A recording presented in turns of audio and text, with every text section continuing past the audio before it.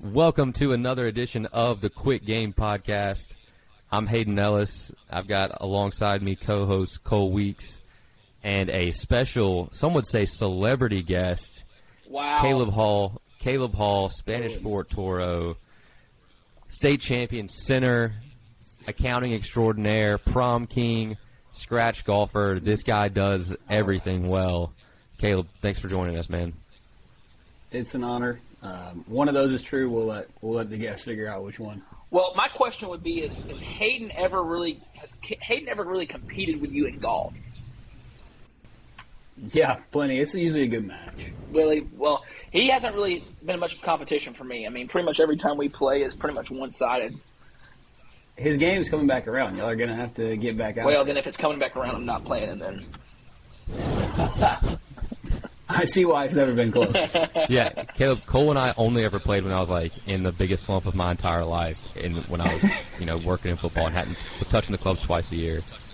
So yeah. You were working 16-hour days. Cole was working 4-hour days. Yeah, I mean, if you were working, what do you think I was doing? Do you think I was just sitting there playing golf all day? I mean, yeah, but you've always been an average golfer. Like you never had you never felt what it's like to be on the mountaintop of like playing around par.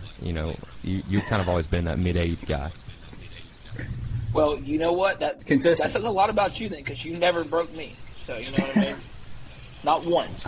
I don't remember it exactly that way. Is that true? I think the first day we played together, I won. Okay. Me, you, Brett Whiteside, Scott Holly. Let's just say it. Let's just say this then. Well, first of all, that didn't, because I beat all three of y'all. And Scott Holly. Scott won that day. Did not. But besides that, since your memory's really bad, I understand you're struggling with things.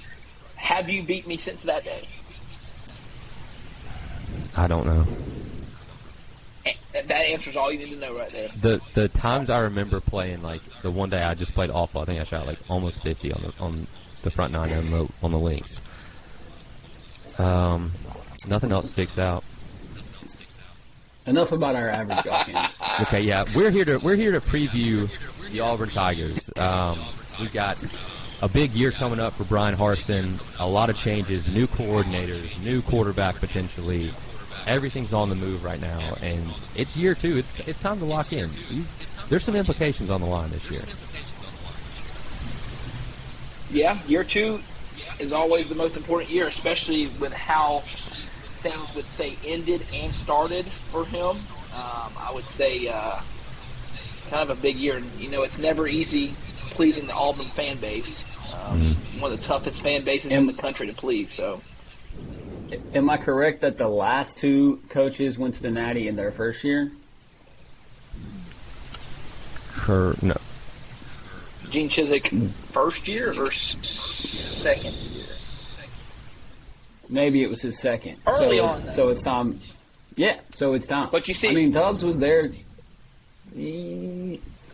One of his first, we'll just say 3. So Harsin's got 2 more years to match Chiswick, basically. All we need is Cam. Yeah, we just need Cam Newton. Got to figure out a way to get Cam. That's it. And you see, we got TJ. And you see what Auburn University did to both of those coaches. So, well, yeah, Gus was here a while, but and you can't go beat 3. Nick Saban, beat Nick Saban more than anybody else in college football. So. That's a fact.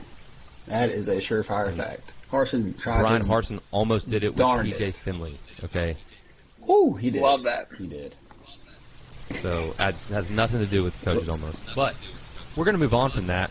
I think there's a lot we're going to run through today just to provide a brief overview. We're pretty much going to talk every position. Some positions are a little more solidified than others, so I think we'll spend less time on those. Obviously, we're going to talk quarterbacks. Going to talk some defense. Probably, I'm going to try and speak a little schematically on Schmedding, what he's going to do different than what Mason did, and probably just Kiesau and Harsin, I think, are going to be a two-man show running the offense, and we can let Cole touch on what he thinks that dynamic is going to look like. And then at the end, we're going to give some predictions, some win-loss predictions, talk through the schedule for a little bit, see what's feasible and what's not. Y'all ready? Let's do it. Let's do it. Let's get after it. Does anyone here see a scenario where Zach Calzada isn't the starter? Besides he's not getting hurt. Besides him getting hurt. That's it. And that's more so speaking to the rest of the quarterback room than it is to what I think about him. But nevertheless, yeah, I agree. I mean, I think you got to think about it like this. You bring in a guy who played at A&M. You don't sign transfers to sit him on the bench usually. I mean, it just doesn't at quarterback happen. for sure. At quarterback, it just doesn't happen. I mean, and so except for hopefully TJ. right. Good point there. But with the fact, I guess I shouldn't say hopefully, but with the fact, I mean, most of the time when you sign a transfer quarterback that played a lot, started several games, you're signing them to play football games for you. So I think that was I wouldn't say predetermined, but it was thought heavily that that's what was probably going to happen. I mean, listen, if you finish the season and you know what you've got at quarterback, you've seen TJ start several games, played a lot, and you're looking for a transfer, and you're willing to take Zach Calzada, who wasn't going to start for A&M last year until Haynes King got hurt. Like, obviously, you don't feel great about your quarterback room, and you brought in another guy too. Like, the writing is on the wall here. That's right. There's no question. Cole, you spent a lot of time in coaching circles and rooms. What do you think? How do you think they kept TJ around? Because he doesn't seem like the type of guy who is going to stick around knowing it's not his job. You think they just were preaching that it's a competition? I mean, probably so. I mean, maybe he's already transferred. And he was already said, like, I'm not transferring anymore. I don't really want to do that. I mean, who knows? I mean, there could have been a lot of scenarios that would have made him stay. Could have told him that we just need more depth at quarterback, which for sure Auburn still needed a bunch of depth and could have given that spiel. But no doubt. Who knows? I mean, it could have. Those are always the interesting dynamics of how you keep guys around, especially in today's day and age with the transfer portal, the NIL, how you can keep really guys. Unbelievable. Yeah, Would you look we who just it had a is? surprise entry. Jarrett, you're muted from our third co-host, Jarrett Stidham, who said he wasn't going to be able to be here today, and here we are. I'm kind of in and out here. I have to go back to the hotel tonight because we're still in the middle of training camp. I don't really get to see my daughter on a daily basis, so I was trying to hang out with her, but she's about to get back. So now that we have the second biggest celebrity on the podcast here, obviously I'm number one with everything I've done. But kind of talk us through the old Hall of Fame game. Yeah, let's forget the Auburn Tigers for a second. Sorry, Quick I'm pause. not Quick trying pause. To bark here. No. I'm happy that you're here. I want to hear about this. I was hoping we would get to talk about this, so I'm glad you're here. Hall of Fame game was great. First of all, what a cool thing to be a part of. Just the whole weekend. We for the Raiders, we had two people going in. It's the podcast. Say what's up. Ken's on the podcast now. There. Let's go. Special guest. Quick game. Hey, yeah. We can all get our wives on the podcast, right? At your tweet. Yeah, that's not. Just kidding. Maybe. Actually, that would be interesting. Anyways, I was was about to say Hayden would be on. Hayden doesn't have one. Hey, Nikki. Yeah, that was the joke. That was the joke. Ken, what were you saying? Looking up. No, Hayden, your tweet was hilarious. Yeah. You said this man the one is about a dual quarterback from Texas. From Texas. When you scored a touchdown, I tweeted from the podcast account and said that. Jarrett, I will say this though. I mean, I really didn't get to catch a whole lot of the game, but watched the highlights. In the silver and black with the kind of the black socks. Bro, I mean, you look fast. I'm not gonna lie. I mean, you look the color. You look fast. Deceptive. It looks good. And it makes you look a lot tougher. It is fire. You know what I mean? You look a lot like meaner and tougher, especially with the mullet kind of hair going. I mean, it was like he's a Raider. He's a Raider. What's going on? Hold on, guys. I was not planning on all this shenanigans going on. What do you need? Go bathe your daughter. Grandma's here. So Yeah, do your job. Back to Hey, Grandma. the question. Sorry. I'm kind of in between. What an incredible game to be a part of. we had 2 guys going into the Hall of Fame this weekend, so it's cool to be a part of that. We got to see the Hall of Fame, which I actually saw it my rookie year, but got to see it the day before the game, and then playing in it and stuff. It was just really cool. I mean, it was the first, I got to take the first snap of the football season this year, so that was pretty cool. And being able to play and that is awesome. Get a win, get a dub, got the dub. It was fun. Big win. I will say you didn't lead the first touchdown drive, but we won't. I did lead the drive. We won't go into that. Got out. That is fair. Yeah. Shout out 55-yarder, DC, right? Or was baby. the first one short? The first one was short. Yeah. Yeah. Coach, taking a sack there on third down hurt down there in the high red. We needed half a second. We need a half a second more. We just didn't get it. Good. Hey, live and learn, bro. The play Where we before, Cole probably didn't even see. Sacked, and then the next play got sacked. Like that first sack was on me. We should have it should have been 31 or 2 had I just threw the ball. Trayvon Walker might be a ball player. Huh? I was talking a little shit to him. Yeah. Were you? I looked at him. It was like maybe before the second or third series I was in. I think maybe the second series, and we were like in a TV timeout. And I looked out there because we were on the field, and I looked over and I was like, War Eagle. Hey, guys, go Dogs, man, go Dogs. Pretty good. But Let's go. That's good. Just talking a little trash. Ball player, yeah. Yeah. All right. Cole probably didn't see the best throw of the night. We'll have to send it to him. No. Because it Cole didn't make the see highlights. any of them. Shout out. So. Right, he said he saw the highlights. I had to check the highlights because because first of wouldn't all, have been on there. Jarrett Stidham played in the game. No Jarrett. Nick Mullins played in the game. And Kyle Sloter, who all 3 guys I've either played with, GA kind of for, been around. So, you know what I mean? I definitely had to check the highlights out. Sounds like you should have been at the game. Yeah, I mean, maybe somebody should have got tickets. You might should have been You should have been featured on the coverage. From your talk on the last podcast about how well you could have done in 2017 season if you replaced Jarrett, it arguably sounds like you could have been playing in the game. Sign him up. I firmly do not disagree with that statement. Just got beat out by Nick Mullins. I've got a question. What have Pretty You good. got beat out? That implies there was a battle. Oh, there was. What has been said about football so far? We were actually just discussing quarterbacks. You came on at the perfect That's so time. early on. We're 13 minutes into might this. We've talked Auburn for a minute. Well, I'll give my Tops. 2 So, cents quarterbacks. really quick. What are we talking about?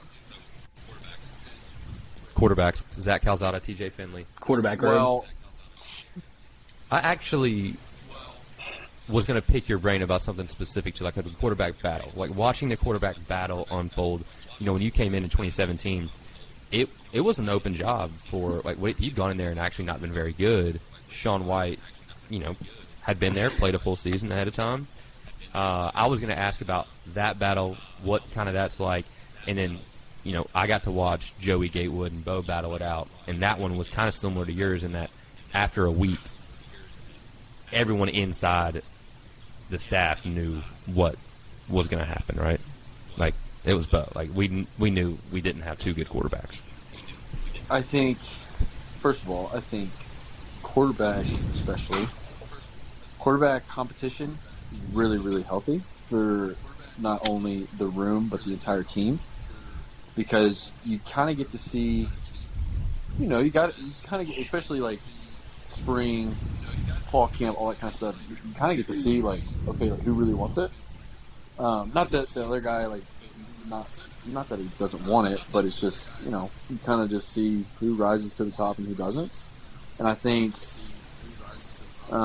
especially at a place like Auburn, really like any place like Auburn, it's very healthy because you got a couple guys that are talented football players, but at the end of the day, who's going to be the guy to lead the team? Who's going to be the guy to take the offense by the horns and just go with it? And I think that's obviously, especially at a big time Division I program, the most important position. And,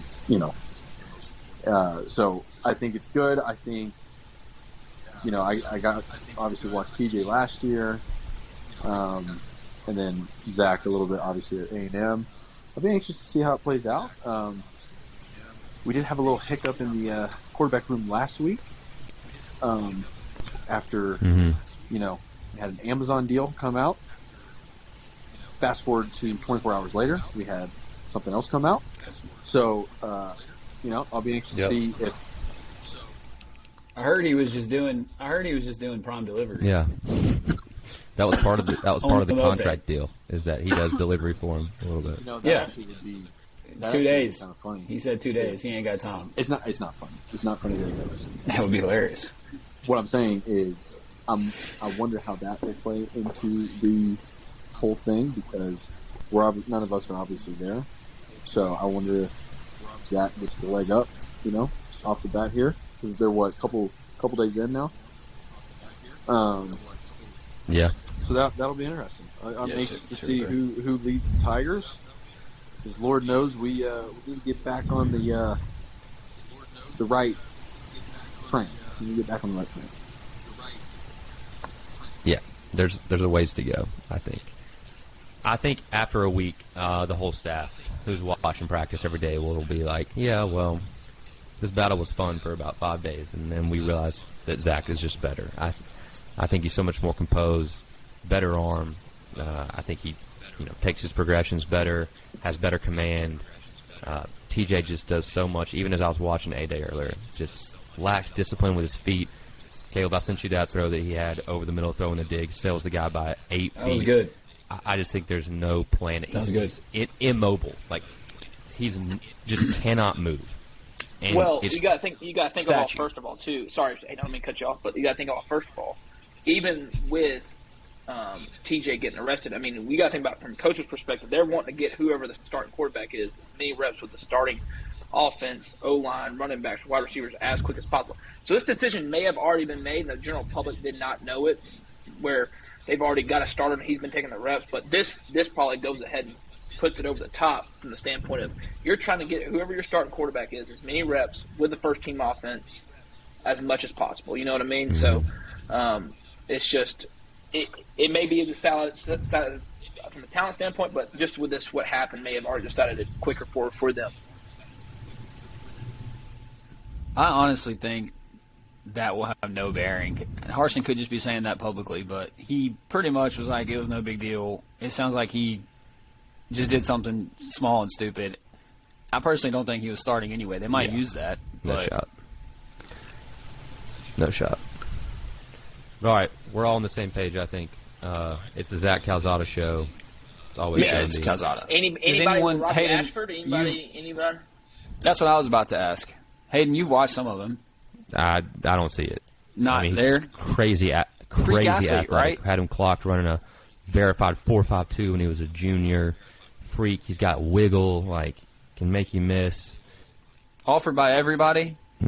Nah, I mean, like, offered when he was a freshman or sophomore because he was an athlete. But like, we weren't going to take it.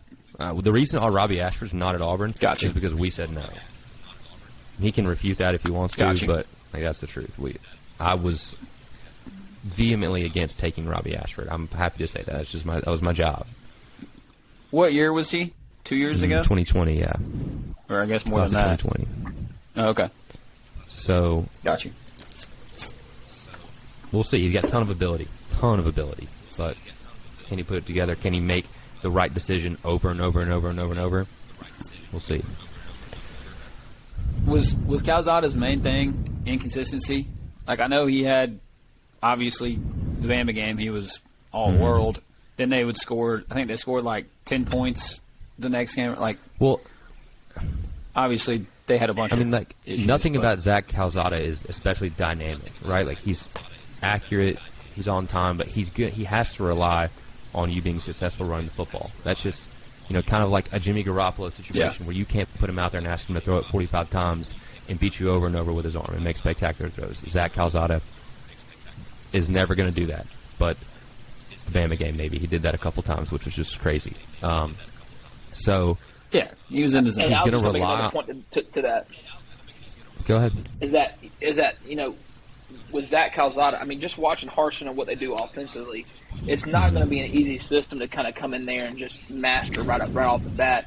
You are going to formation people. You're going to try to scheme people. They're going to have terminology. They're going to have hots and kills and alerts, and they're going to have all this stuff that's not just on the quarterback, but the play caller and quarterback. And just knowing what Zach Calzada probably did at A&M with Jimbo Fisher, probably not the same terminology and all that, but just the workload and the responsibility on the quarterback at the line of scrimmage, with protections, with kills and all that stuff. There's a chance that it's easier for him to grasp that offense with Brian Harsin earlier, just because he has experience of learning a pro style. I mean, everybody has to throw that term around, but a system that requires a lot of stuff on the quarterback from a mental standpoint. So that may be another deciding. I mean, I have no idea about the other guys, but just knowing what he did playing, you can't play in Jimbo's offense and be a dumb guy. I know that. So. It's gonna be that could be an easier transition for him mentally. Like I said, I don't know anything about TJ's mental side or Robbie's mental side, but I do have another prediction. I mean, Holden Griner, backup quarterback for the Auburn Tigers. Is that on record? I like that kid. He can throw it.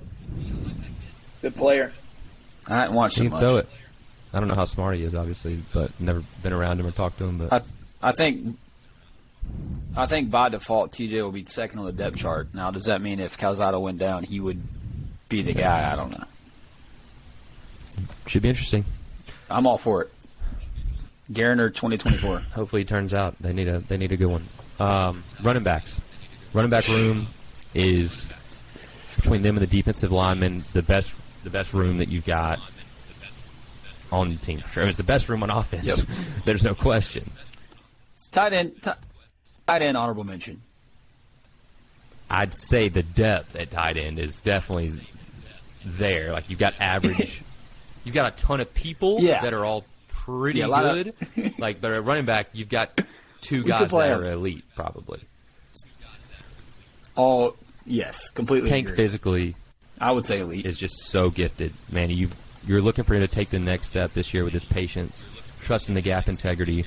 I know it can be difficult with how inconsistent and shaky maybe the offensive line is at times to trust the gaps and that they're going to be there and not bounce it outside.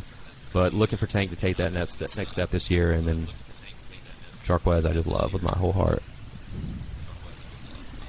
He's so good. Yeah, I mean, running backs are hard one to talk about just because your job is 100% based on somebody else's job, and that's the offensive line. I mean, so I know Tank's really talented and Jarquez, but Jarquez, but it's not going to be. You can be the most talented running back group and not have the offensive line, and you're going to be very average, and they look very average at running back. So, to me, to talk about running backs, as good as those two guys are, it's going to be all about the improvement and the physicality of the offensive line to really be able to showcase them and use them like they'll want to set up play action for Zach Calzada and the wide receivers. So the whole thing's going to be, I'm sure we're going to go there soon, but it's going to be all based on the offensive line of how good those two running backs can be. Yep. That's kind of a group. Cole, you've been in running back rooms.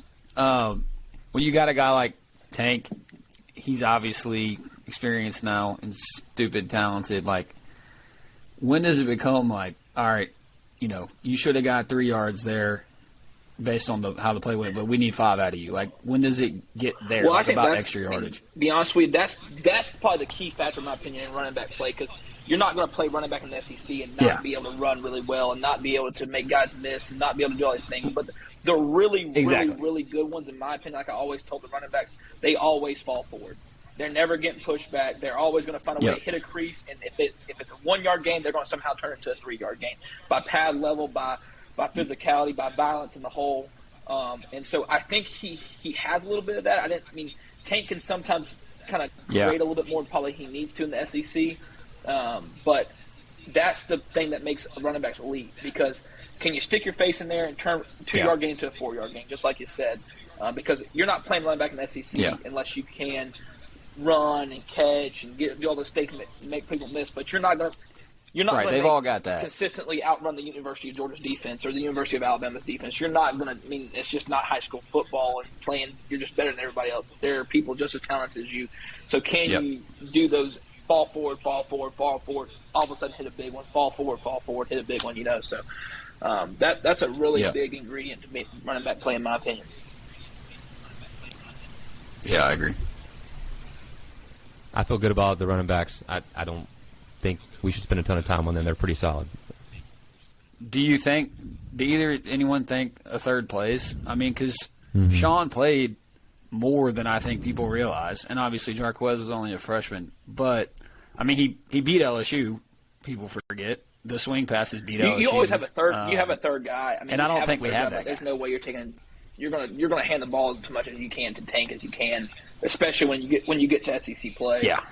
You want your. I mean, he's their best offensive player, and so you're going to want him to touch the ball as much as he can. But you got to have a third guy who plays because, like everyone knows, that's a very physical position, and injuries can happen. You can get beat up, so you've got to have somebody prepared. If not, just to get them reps, to get guys rest during the game, anyways. I think it's interesting because number 44, I forget his name. I think he's a walk-on from Hewitt or somewhere. He's like running as the third on the depth chart, but he's not a third down back like at all. He's a ground and pound guy. So I wonder if they'll have, like, obviously Damari Austin is more that role, but I wonder if anybody, or they'll just let Tank and Jarquez be the pass catcher on third down. Well, what's interesting about that stat is that I don't know the exact stat, but when Najee Harris was at Alabama the last year when they played. I think he played. It was an ungodly amount of snaps he played compared to the other running backs. I mean, the University of Alabama, the number one running back plays more than anybody, especially when they're. And so and I think Tank. I mean, by all means, at this point, right. And you got a good. Hopefully, he's there. Him, so. Yeah, very. It should be the Tank Bigsby show. That's the reason Tank did not transfer is. I know they've made him promises like, Tank, you are the focal point of our offense. You're going to get 25 carries. You're going to catch the ball 5 times a game. We're going to put the ball in your hands. And you saw us do that in the A-Day game, too. It was just like, how many times can we get the ball to Tank in the backfield? And we should. That man the most talented player. 25 times. 100%. Then you'll have the Auburn fan base say he gets it too much and gets hurt like Harris. So you can't win. He's but the most talented player on offense, and maybe on the team, and he needs to touch the football. Oh, I'm with you. He's a workhorse too. He's going to want the ball 25 times. 25 times I don't think will be enough for him. He'll want it 40. Like, hey Lennon, hey girly. Another special guest. Anything could happen in this podcast tonight. Hello. That's right. Lennon, can you say quick game pod? Hey, girl. See, I'm going to be a soccer player. First words. Eagle, I'm already committed. No doubt. I hope she gets her mom's athleticism and not her dad's. 100%. Facts. I mean, I hope the same for my kids. To be honest with you, they need my wife's athleticism. So Lincoln's got your massive head, though. That's for sure. But you got to think how smart he is already. I mean, it's talent. He can really do this really well. He can point at you hard. He's making mic points. Already, coach. I heard Jarrett make a few of those. Jarrett, 58's the mic. No. 52's the mic now. 52's the mic now. No, 40. Better unless you're going to get your head cut off. They had you mic'd up nice. Jarrett's muted now. All right, let's move on while we're in transition here. Let's move on to the receivers. I don't have a whole lot of positive things to say about this group. The question I'll ask is, who's going to win the ball in man-to-man coverage? Or win the route and catch the football? Because you better hope it's Coy Moore. And my expectations aren't super high because, like, he wasn't going to play at LSU because he's behind some decent players. And we liked Coy coming out of high school, but if you're transferring from LSU, I feel like us going directly to I hope a transfer is good tells you all you need to know about the current receiver room. Yeah, it's just scary. I mean, you see what LSU did in 19, Alabama did in 20 with their receivers.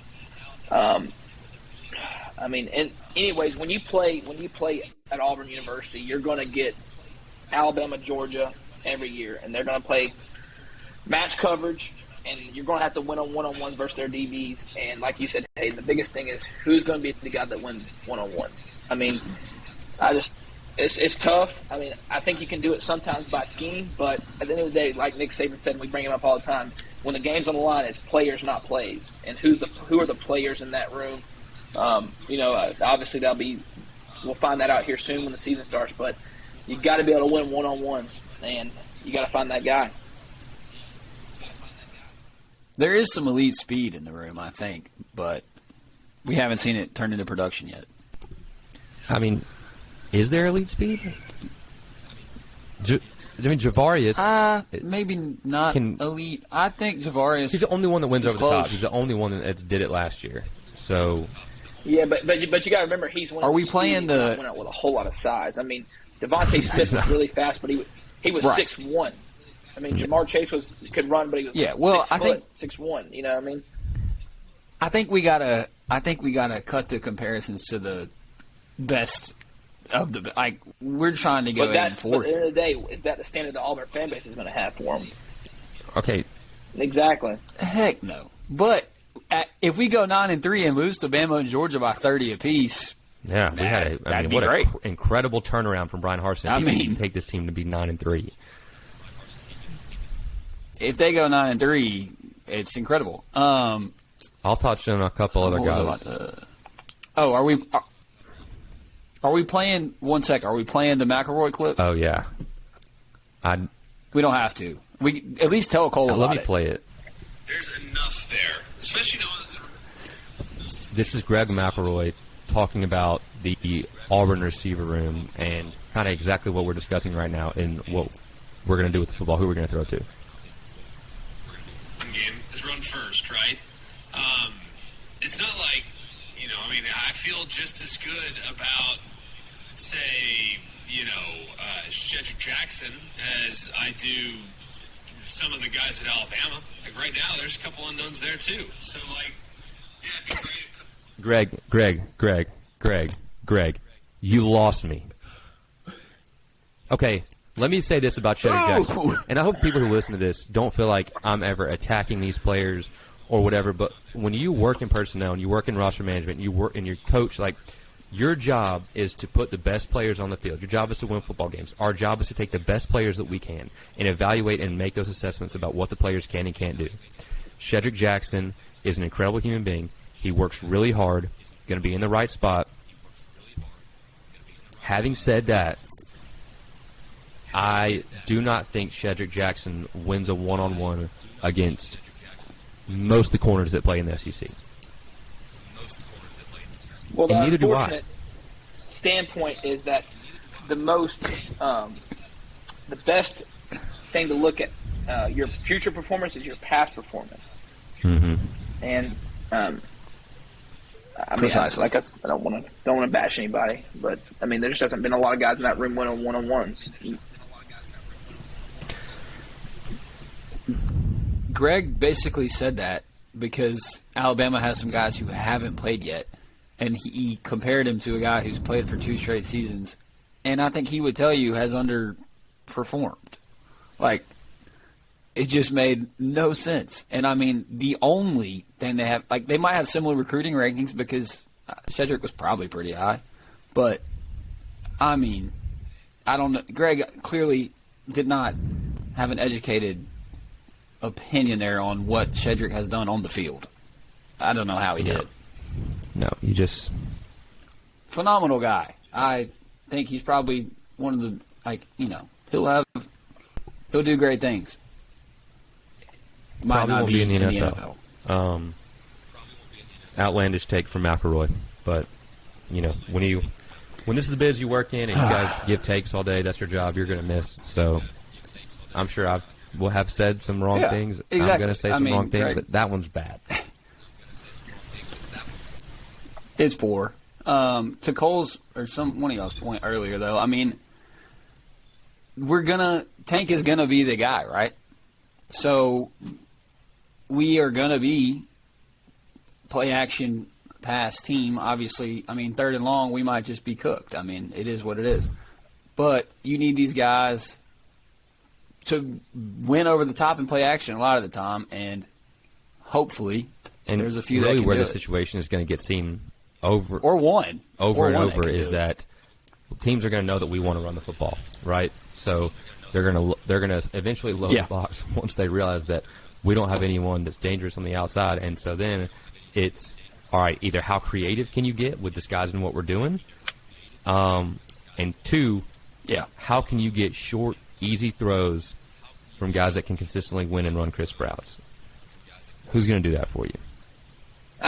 That's my favorite comment. Yeah, I guess when I watch college football games because it's where the short, easy throws. When you watch Alabama and Georgia play defense, there is no such thing as a short, easy throw. It's in your there's going to be a guy in your face. There's going to be guys even when you're running crossing routes. They're going to cut with safeties and linebackers the coverage, and there is no short, easy throw. I mean, so that just welcome to the SEC West. And like I said, there is that's to take a 5-yard hitch in the boundary. It isn't there, guys. I mean, you better start winning on real routes, slants, digs, comebacks, go balls, post. I mean, it's there. I mean, I love it. I love that. I love that's an easy thing to say, especially when I listen to all these. Like, okay, get your quarterback going early. Take a short, easy throw. Well, watch Alabama play defense. Tell me where it's at. I ain't seen it yet. That's a good point. I think also my play action comment, that would involve us being successful at running the football, which if we're not, Auburn is going 4-8. So, but that's going to be the focus. They're going to have to be. Cool. I'm more so meant from. Feels like you kind of bashed my short, easy throws here. No. I'm not bashing it because but it is true. I mean, you got to find stuff for the quarterback to get it out quick, and I do agree. Exactly, with that. And that's what I'm saying is that you're looking for a guy who wins on that slant consistently, that you can put the ball right there, and he's going to catch it consistently. No defensive coordinator. There's no longer in college football a lot of.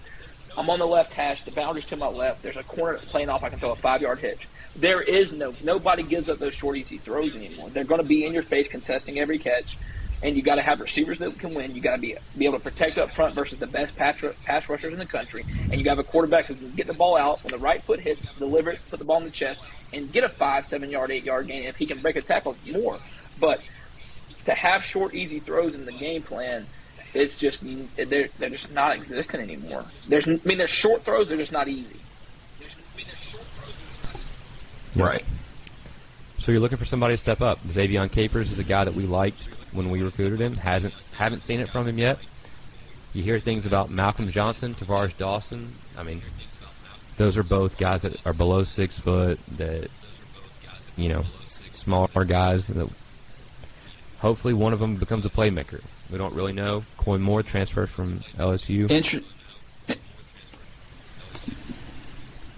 Interesting, hopeful red zone threat, which had his one shot of glory. But Landon King moving to receiver full time.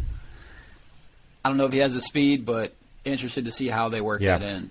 He'd be a good person to play, like, your big Y, can block, hold up against the run, win some routes, create some mismatches, especially when you can go 12 personnel with the tight end room. So there's some things that you're going to have to try and do. Yeah. 100%. I do like the Camden Brown kid. Caleb, you brought him up to me earlier this week and got to watch his tape a little bit. He kind of does some stuff that you're looking for out of, like an X. He's going to run the 9 routes. He's going to run the fades, the posts. He runs straight line pretty good. He looks to have a pretty decent body, listed at 6'3", 190. That's the guy that, let me be honest with you, the bar is low right now for the Auburn receiver room. If you can get out there and line up in the right spot and win a one-on-one, you will get on the field right now. I know McElroy play him. Play Cubelic brought up that Auburn's receiver room is the 5th best ranked room in terms of receivers in the entire SEC. Guys, all right, let me just tell you, the recruiting rankings mean nothing. They mean nothing. Sometimes they're a good aggregator. Maybe. The receiver room lacks extreme talent. The room that we had in 2017, Darius Slayton, Ryan Davis, even Will Hastings. Will Hastings is winning routes against SEC defensive backs. He's that quick. I don't think there's anyone that would disagree with that. You do not have a player like that on this roster. None of them.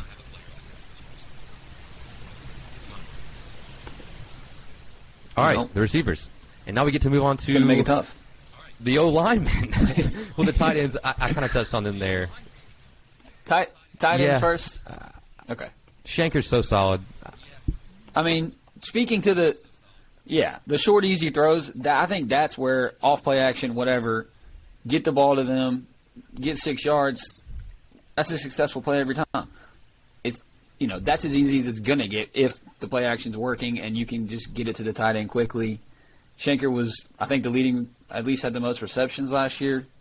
He's going to catch the football. He's not going to, he's not Gronk. He's not going to just body people, but he's consistent and reliable. Holds up well against the run, in the right spot, catches the football. Really, really solid tight end for us. Right.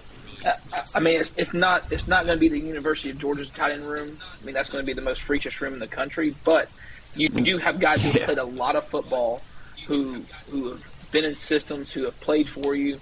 To be honest with you, there's some decent sized bodies in there that can create some mismatches.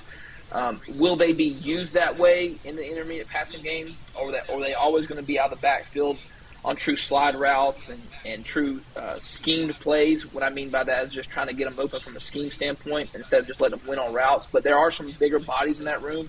I don't know if they're going to be used that way. Who knows? But it's got to be it's one of your better positions just because of the experience in the room from how much they have played. And Hayden, I told you this, but the fourth guy on the depth chart is Brandon Frazier, and he's listed at 6'7". I mean, he's huge. And Shanker actually brought him up at media days, and I feel like he's been brought up in the press and stuff multiple times. So, kind of like Cole was saying, maybe, we throw it to a 6'7" guy and see if he can go get it once or twice. Definitely a lot of depth. Would love for Brandon Frazier to be a playmaker. He could be a huge weapon. Offensive line. Would be nice. I think I feel worse about them than I feel about the receivers, and I really just bash the receivers. The most important thing for the offense, in my opinion. Nothing works unless they work. Bar none. Yeah. I disagree with you, Hayden. I think the experience room is not talented or experienced. The O-line has one of the boxes. They have none of the talent box. They have played in the SEC. And you look at the Auburn really good O-lines from the past, you go to 17 and 13, there was some talent, much more than this, but they had experience, and they had a center with a lot of experience. And we do have that. If we don't have anything, we have a center with a lot of experience. We do have that. Well, at the end of the day, we do have that. The thing that's always going to be for the Auburn football team is it's going to come back. You, in my opinion, you always, year in, year out, especially right now in college football, have the toughest schedule. I know you can have your ratings from whatever, but when you're having to play the University of Georgia, the University of Alabama every year, and plus the SEC West, and then you get one big team out of conference like Penn State, you're playing a tough schedule. And so it's not necessarily all these things, but how are they going to hold up in the SEC West versus Georgia, versus Alabama, versus LSU, A&M? That's the part that's going to be tough. At the end of the day, you're not going to be measured on if you beat Mercer or San Jose State. It's going to be Georgia, Alabama, LSU, and A&M. And do you feel good about them at that standpoint in those 4 games? I don't feel good about them at all. I think they're good enough for you to go win 5 or 6 of these games we're going to talk about here in a little bit. But when you play a team that's got a decent front 4 and a decent front 7, I struggle to see how the Auburn offense is going to advance the football. If the other team can stop the run even at least a little bit, I think we're going to struggle mightily, just like we did last year.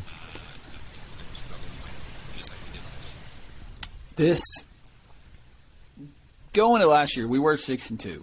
So people forget that. Bo gets hurt. South Carolina game, last year wasn't, to me, as bad as it feels now with how it ended.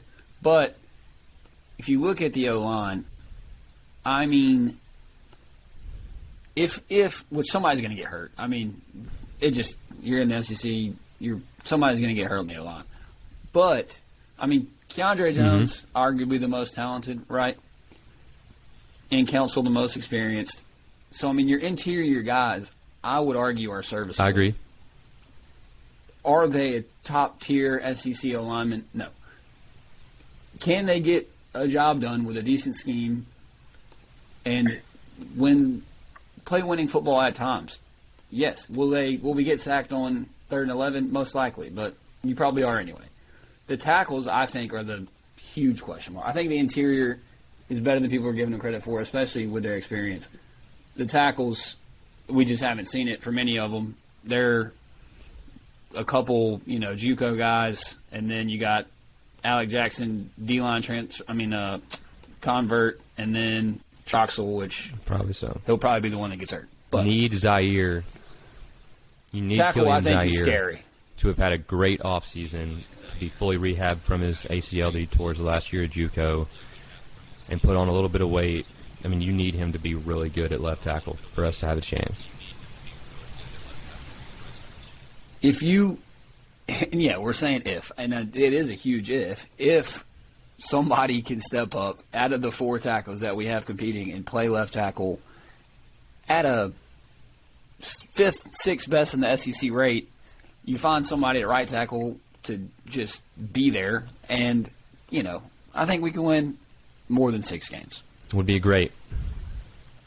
But all those statements started with From what we've seen, so it might not said, past performance, best predictor of future performance. I don't see it happening. But we've seen crazy things happen for the Auburn Tigers. All right, Indeed. Let's move on to the defense unless anyone's got anything else for the offense. Defense, they've got to play championship football to give yourself a chance. Yeah, they do. And defensive line, I think you've got some really good players up front. Like, I think Derek Hall, Colby Wooden anchoring the ends. I'm extremely hopeful for what they can do. And if you can you've got Marcus Harris, who played on the inside. I think he had a really solid year last year, did a lot of really good things. Looking for him to get a little bit better and be solid for you. And then who's sliding into the... Okay, so let's see. You're playing in a 3-4... You got the Jason Jones.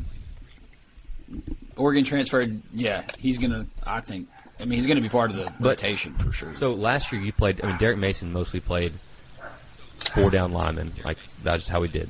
Schmedding is a 3-4 guy. So, you're going to line somebody up in the 0. So, can Marcus Harris play the 0 tech? Jason Jones is only a 0 technique. Like, he's only going to play 0. So, how does that work out? I mean, Derek's definitely going to play the standing up spot outside. So, it'll be interesting to see how he moves those guys around. Colby Wooden can play everything. Right? He's slid around the entire defensive line. Colby can do it all. So he's got some guys there. And, Iku Leota. So yeah, he'll probably slide Colby inside. Iku will play the other side, and then Derek. Iku's really solid. Impressed with him last year, over and over, one snaps. Yeah.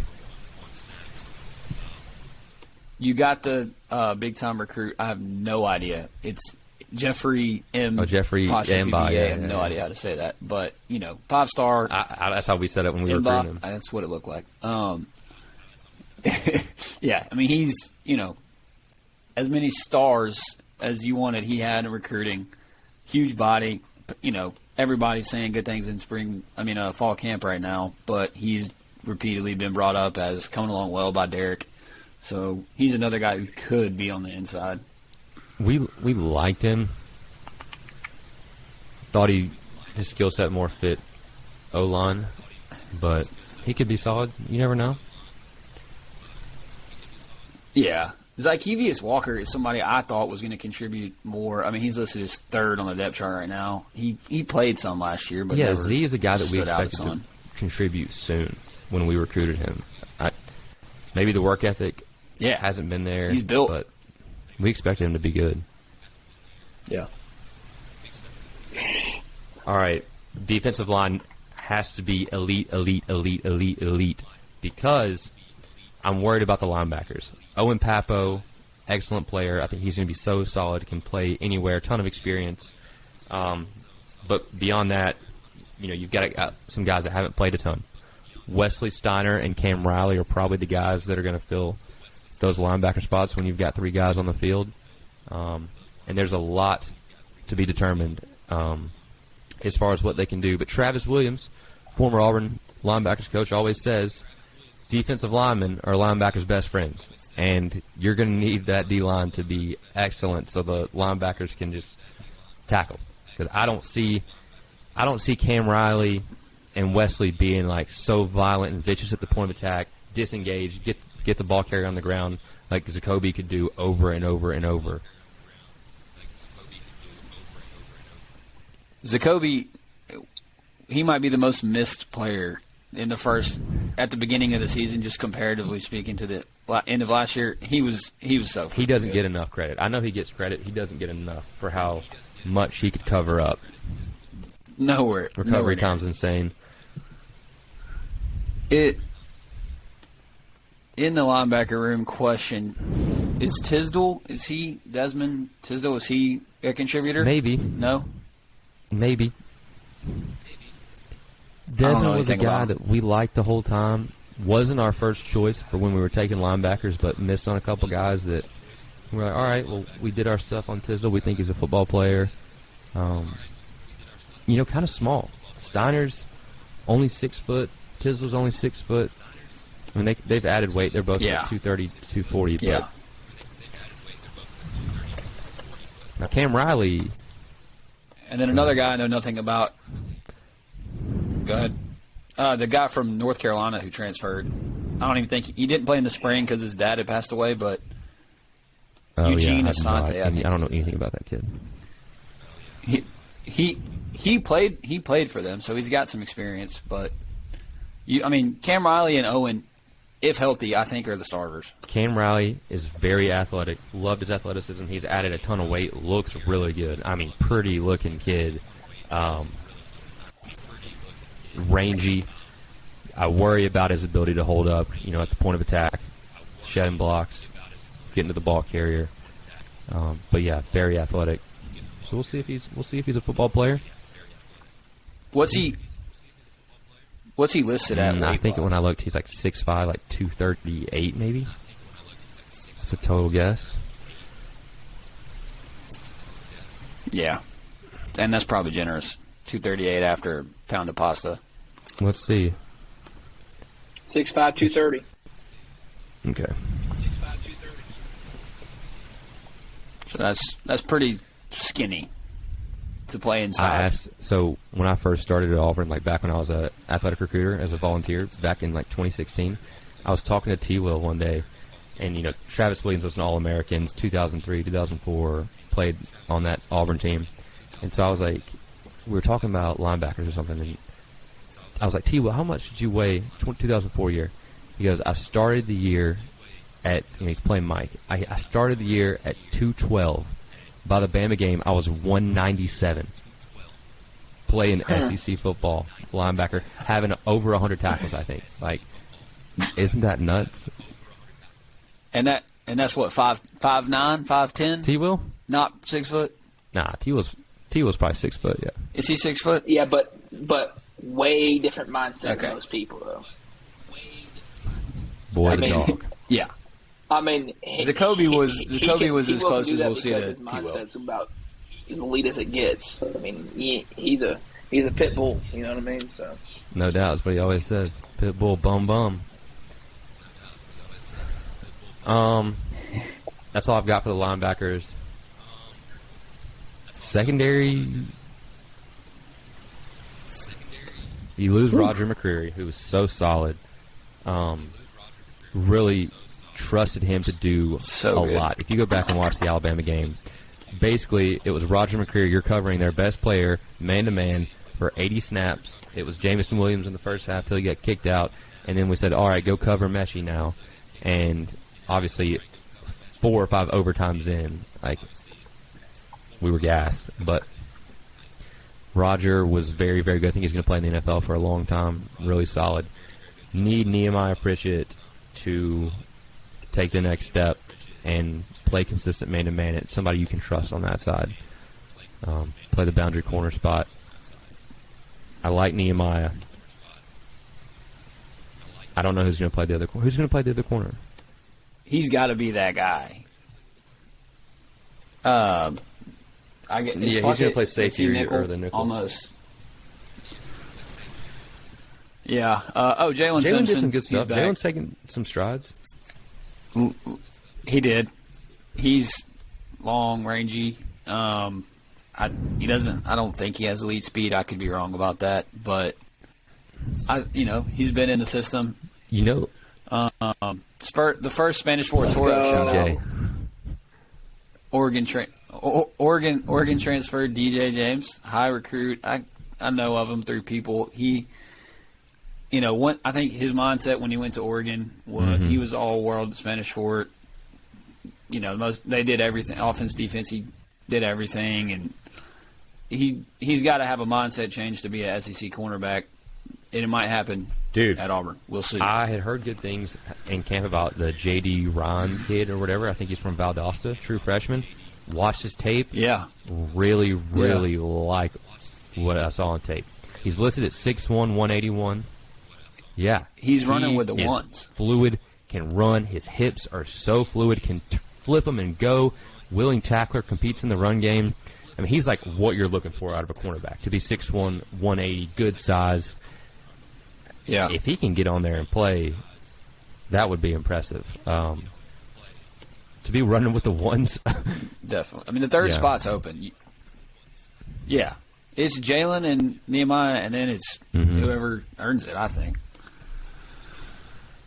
Kaufman is still there. I think he's more of a – like him and Puckett are kind of – You know who I don't like, and I could be totally wrong? I watched some Arizona or Iowa State football last year to see about the Craig McDonald kid. Don't see it. To call him an impact player on that team would be very misleading. I saw a game. Apparently, he started the bowl game against Clemson because they had a ton of injuries. Guys opted out. I watched the entire half and didn't see him get to the football. I was watching a white kid who's a true freshman for Iowa State last year playing safety, an absolute ball hawk. I think he had over 10 tackles in the first half, and I'm like, I'm looking for this Craig kid to show up and be somewhere, and he's just never near the ball. He's not near it. So we'll see what he does. Safeties, Puckett, everybody says if he stays healthy, he'll be Zion's solid. I mean, he's our best safety. He's been there a while, solid, played a lot of football.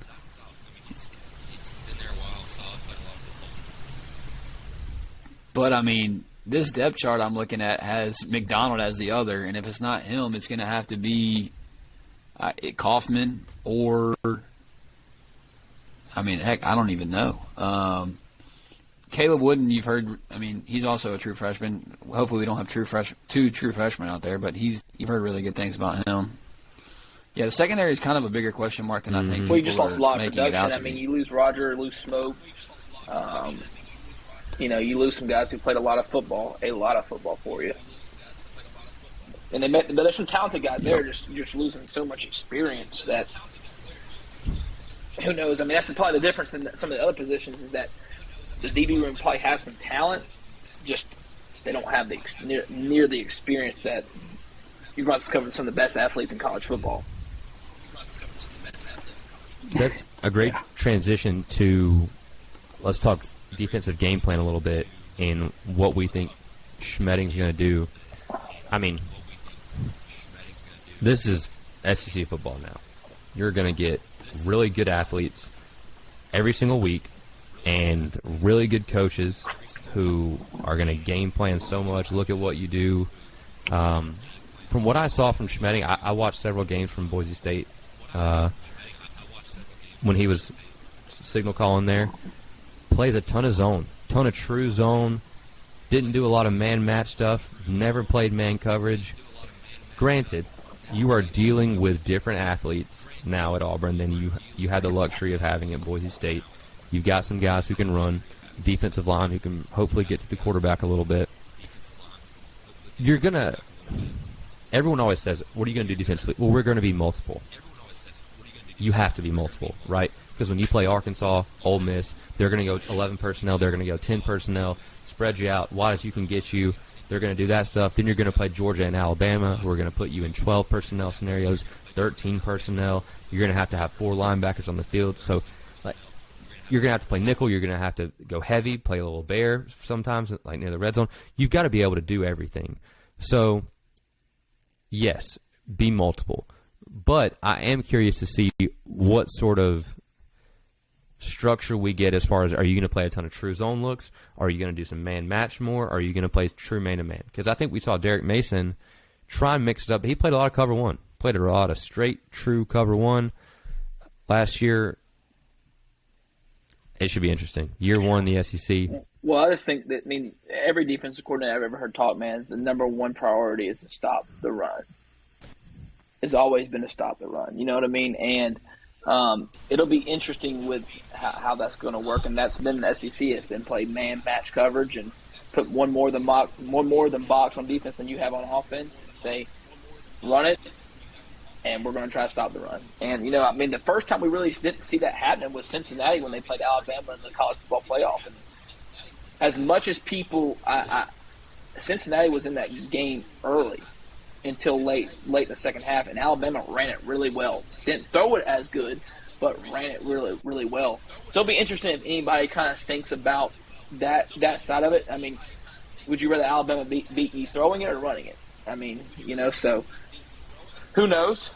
Since he did have the luxury of having a first-round corner just completely isolate one side, and they had another draft pick. They had another draft pick in the secondary, maybe 2 more draft picks in the secondary. So they could play. And so he's got to think. At Auburn, defensive line wise, is probably the best position on that football team. You have a really good player in Owen Papo. Do you create some boxes that are friendly to run and protect your secondary because you think you're so good up front and you have one of the better players, one of the better linebackers in the SEC in Owen, and see how that works out? Who knows? There's so many ways you can go, but you're going to have to play man coverage. Everybody plays it on third down anyways, but you're going to have to play man coverage eventually and see where it happens. But you're going to get 12 personnel, 13, like you said, especially from Georgia, and they're going to test your manhood and see how well they can run it. So you got to make a decision there for sure. I didn't see much man coverage in the A-Day game or at Boise State. I legit have probably watched 60 snaps, and I've maybe seen 5 snaps of man coverage. A little bit worrisome. And that's such a change from what we're used to seeing and what they're used to playing. For as far back as I can remember, it's been – or not as far back, but, the last 2 to 3 years has been heavy, heavy man. Which could be a great change in or that, at least in it that feels league. that way. Play zone and try to double some of the better receivers in the country. It's just going. What are you going to do when you get some of the bigger tight end sets and they really start trying to pound you in the run game? What's going to be your answer then? You're going to rely heavily on your D line and linebackers then, but you're eventually going to have to bring somebody else in the game, but by personnel or by rotating a safety down into the box. What's his answer? But playing zone doesn't necessarily scare me, especially on base rundowns. Because I think you are decent enough at D-line and linebacker to get some things done in space. Yeah, you need those guys up front to win you more than the average D-line should.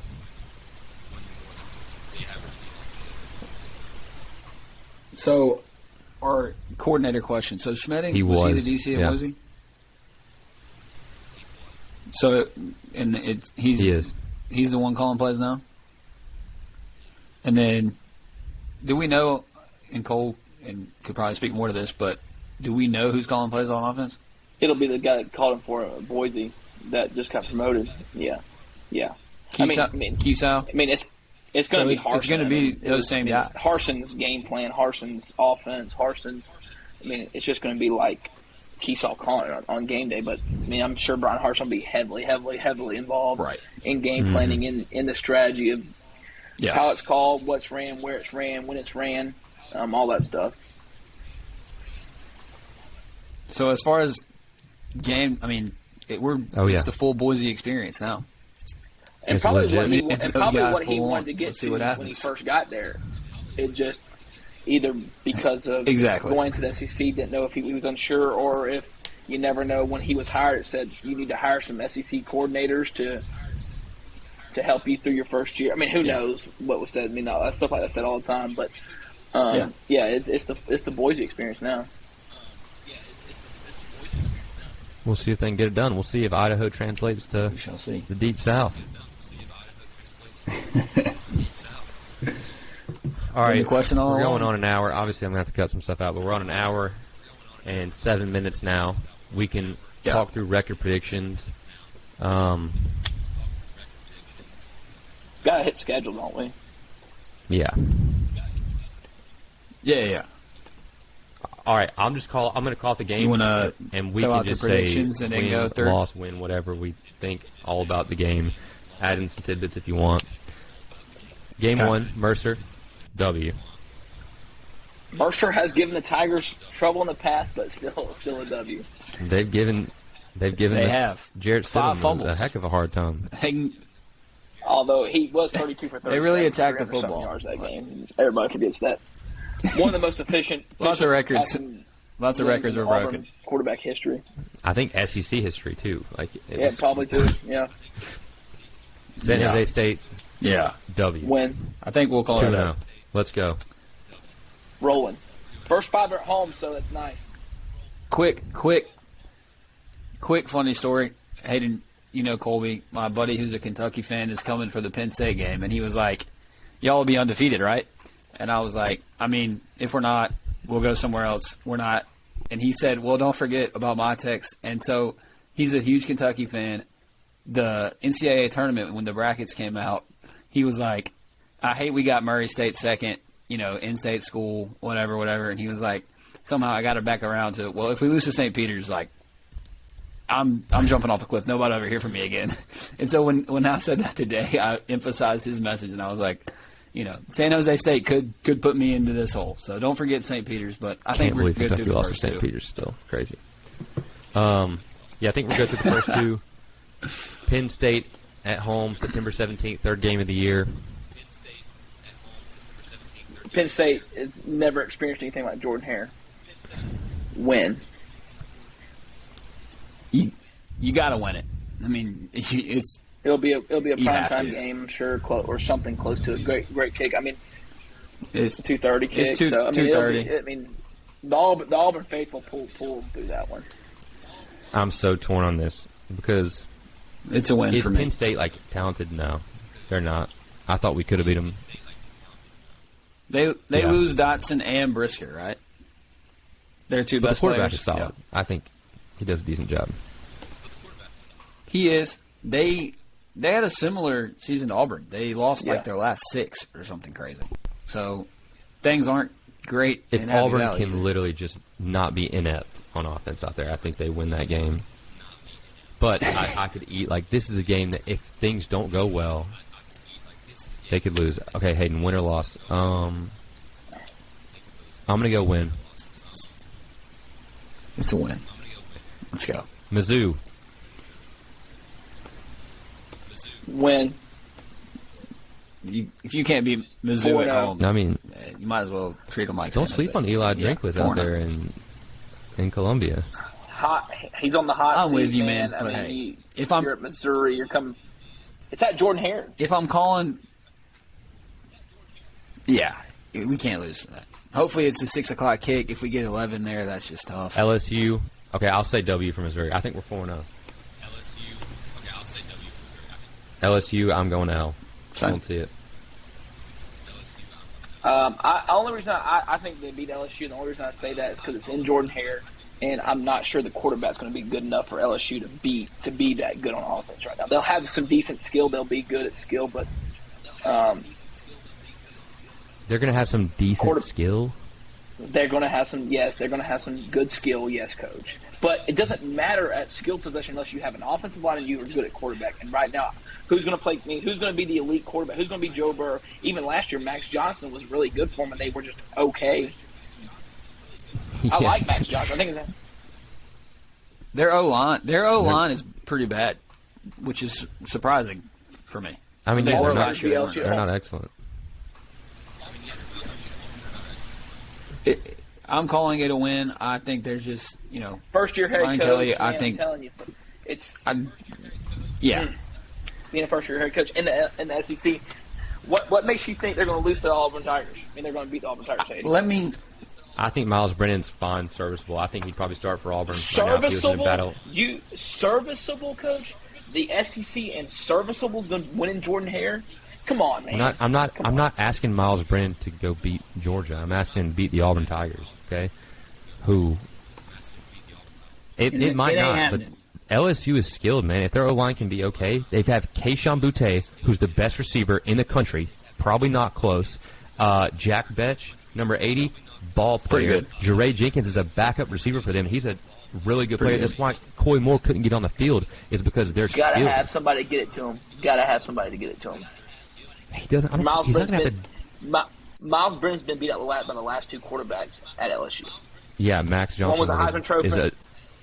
One was a Heisman Max Johnson is a dog. Yeah, but got beat out. I mean, he's not the guy. First road game as well. They play Florida State neutral site. First road game.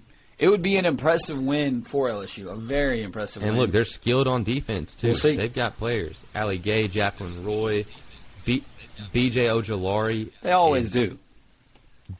Might be the next best edge in the country behind Will Anderson. I think he's going to be excellent. I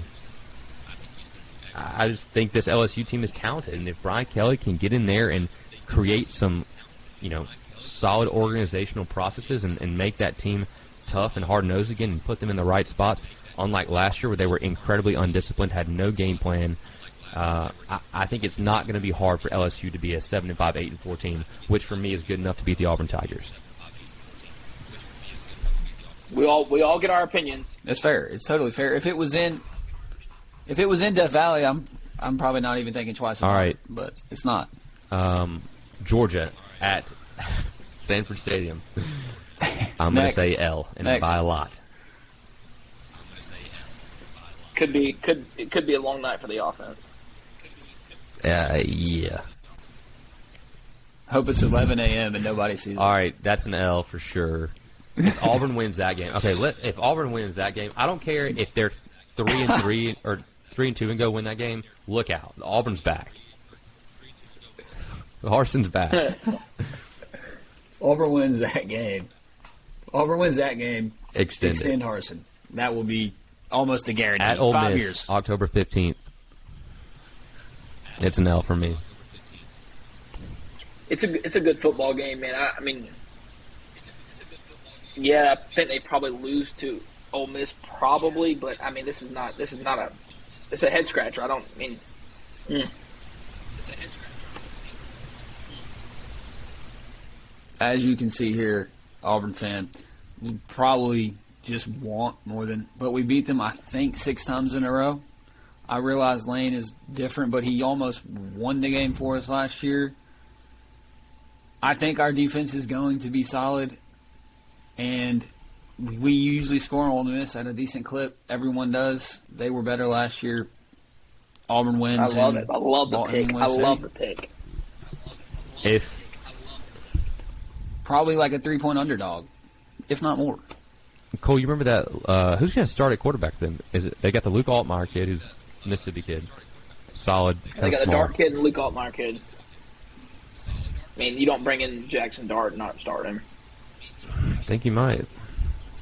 Yeah,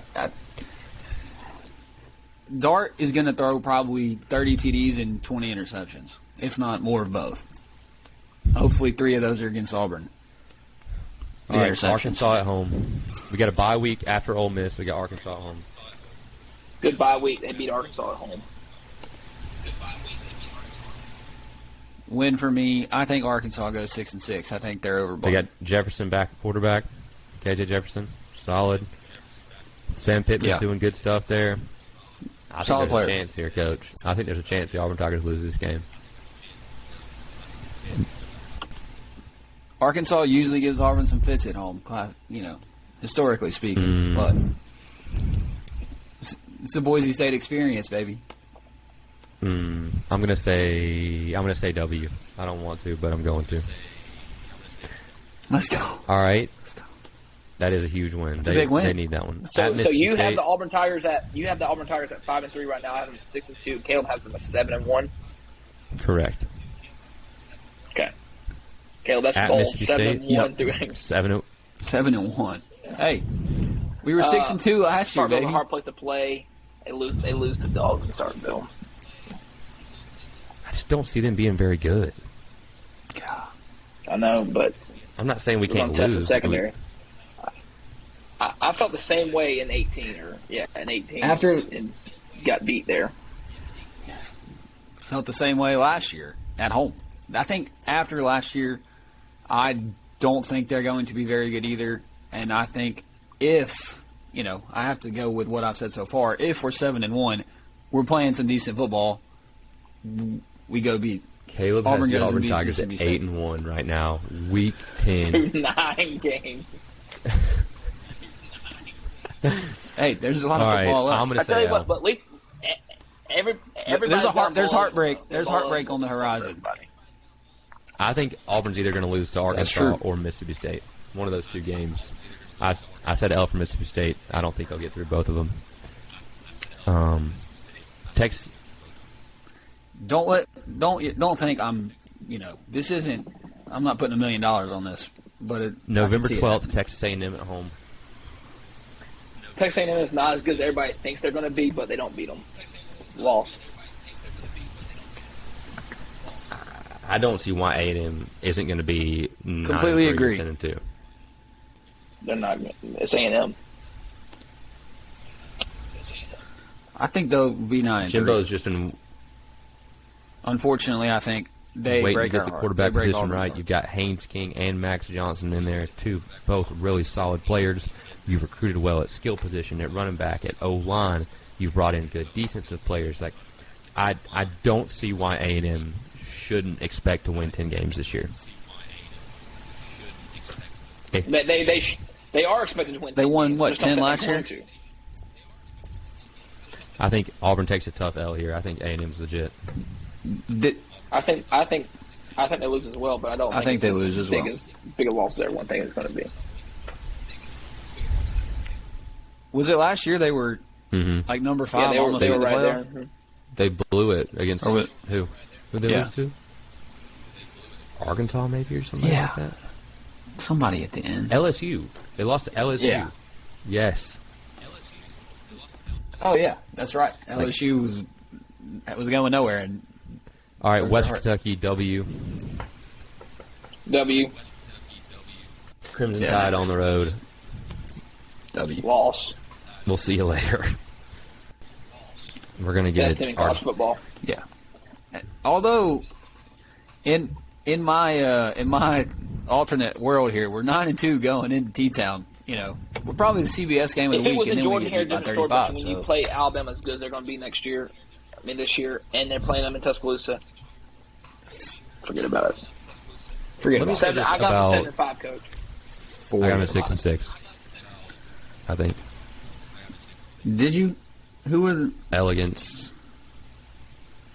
I thought Cole had. 1, 2, Georgia, 3, 4, 5. Yeah, I got 6-6. Ole Miss, Mississippi State, A&M, and Alabama. I got them 5-7. 7-5. I thought you said. We beat State. No. But I was about to make a point. Cole, please don't cut me off. Cole, please don't cut me off. Couldn't hear you. I will say this: if the schedule goes the way Caleb's predicting it's going to go, and Brian Harsin is 9-3, that is the most incredible turnaround from a program that's happened in over a decade in college football. What he inherited to get them to go 9-3 this year. Auburn had one draft pick last year, guys. We had one draft pick. That's how talented that team was. Roger McCreary is the only player that got drafted last year. And let me chime in.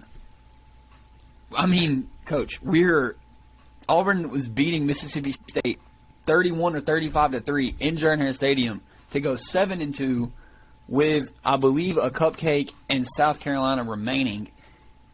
I know it didn't happen. We could play ifs, ands, buts all day. He was damn close to going 9-3 year one. Does really last year's really season freaking close scare anybody? In that he can't get in what it done. way? What do you mean? Oh, I think to answer your question, I think the Mississippi State, there were 5 PI calls that went the wrong way. It just was a perfect storm. And then I think Auburn beat South Carolina with Bo. And, I mean, hell, it was the most spirited Auburn performance that it wasn't a win in 30 years, the Bama game. So it doesn't scare me Alabama was about 76 Harsin. Nick Saban's first year. Personally. Guy, that's a lot of No, culture change. I'm not worried about your one. No. La I'm Monroe, not worried baby. about it at all. La I mean, I Monroe, think the Warhawks. But if he gets bowl eligible, there doesn't even need to be talk about him even anything. If he gets the Auburn Tigers bowl eligible this year, and they're competitive in some games, it's a good year for them. Very good year. I think so too. Because there's only 3 gimmies. I mean, the rest, you might have to win a game as an underdog to get bowl eligible, depending on how the season goes. Yep. It's a tough one. I mean, you're going to have to beat 3 decent teams. No way around it. And that's just to go 6-6. We'll see if they can do it. It's a big ask. No, we're not in Boise SEC anymore. as it gets. That's right. Loved it. Love talking about. Love breaking down the Auburn Tigers. Still the toughest schedule in college football. Still the most one of the toughest fan bases to please in college football. Brian Harsin, good luck. Believe in you. Go get after it. All right, guys. Thank you for listening to another edition of the Quick Game Podcast.